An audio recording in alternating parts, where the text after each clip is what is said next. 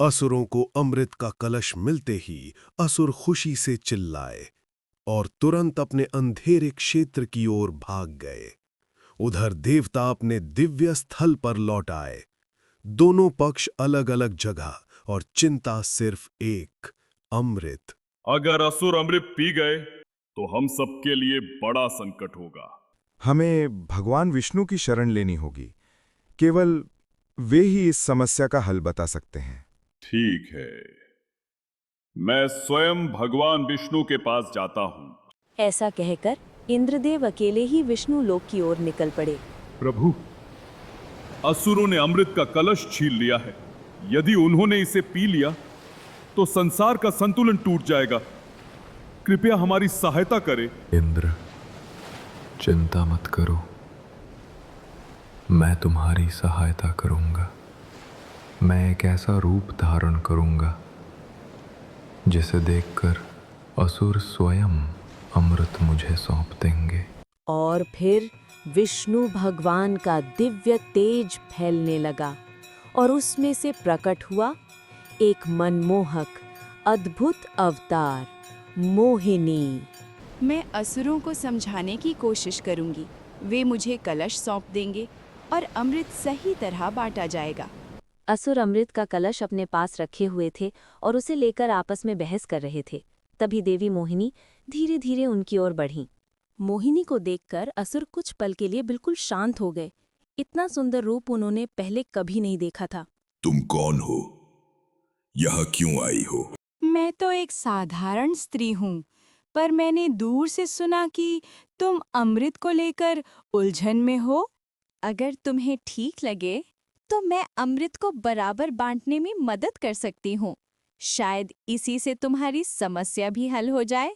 ठीक है स्त्री, अगर तुम चाहो तो अमृत तुम ही बांटो, पर ध्यान रहे तुम किसी देवता का पक्ष न लो। मैं न्याय करूंगी, जो नियम आप कहेंगे वही मानूंगी। बलि को मोहिनी पर पूरा भरोसा तो नहीं था, पर उसकी सरल बातों ने असुरों के मन में भरोसे का बीज डाल दिया। अमृत का घड़ा अब मोहिनी को सौंप दिया गया। राजा बलि, हमेशा एक नियम कहा जाता है, जो महान होता है वो पहले दूसरों का आदर करता है। जो शक्तिशाली होता है वो कमजोरों का ध्यान रखता है। देवता यहाँ अतिथि भी हैं और संख्या में आपसे कम भी। अगर आप चाहें तो हम पहले देवताओं को बुलाएं। उनका सम्मान करना ही तो सच्चा धर्म है। तुम सही कह रही हो। धर्म यही है कि पहले मेहमानों का आदर हो। ठीक है, देवताओं को बुलाओ और अमृत पहले उन्हें दे दो। मोहिनी के मीठे शब्दों ने बलि का मन बदल दिया। असुरों और देवताओं की लंबी कतार तैयार हो गई। सबकी नजरें अमृत पर थीं। किसे पहले मिलेगा, ये अब तय हो चुका था। देवी मोहिनी ने अमृत कलश उठाया और हल्की मुस्कान के साथ देवताओं की ओर बढ़ गईं। देवता श्रद्धा से खड़े हो गए। मोहिनी देवी ने अमृत उठाया। सबसे पहले उन्होंने सूर्यदेव के पात्र में अमृत डाला। फिर वे चंद्रदेव के पास पहुंची और उन्हें भी अमृत दे दिया।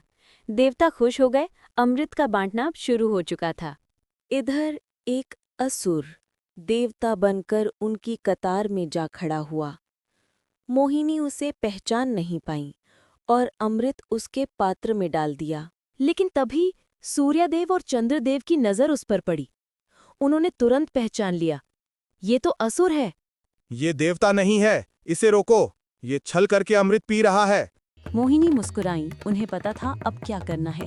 देवी का रूप छोड़कर भगवान विष्णु ने अपने असली रूप में आए। जैसे ही देवी मोहिनी भगवान विष्णु के दिव्य रूप में आई, उसी पल असुर भी अपना असली रूप दिखाने लगा। अब उसका भेष छुप नहीं सकता था। भगवान विष्णु जानते थे कि देर नहीं की जा सकती। उन्होंने तुरंत अपना सुदर्शन चक्र चलाया। चक्र ने राहु का सिर शरीर से अलग कर दिया, लेकिन अमृत उसके गले तक पहुंच चुका था, इसलिए उसका सिर अमर हो गया। यही से राहु और बाकी शरीर केतु कहलाया। उस असुर का सिर तो अमर हो गया, लेकिन बाकी असुरों को अमृत की एक बूंद भी नहीं मिली। देवताओं को अमृतत्व मिला और असुर खाली हाथ रह गए।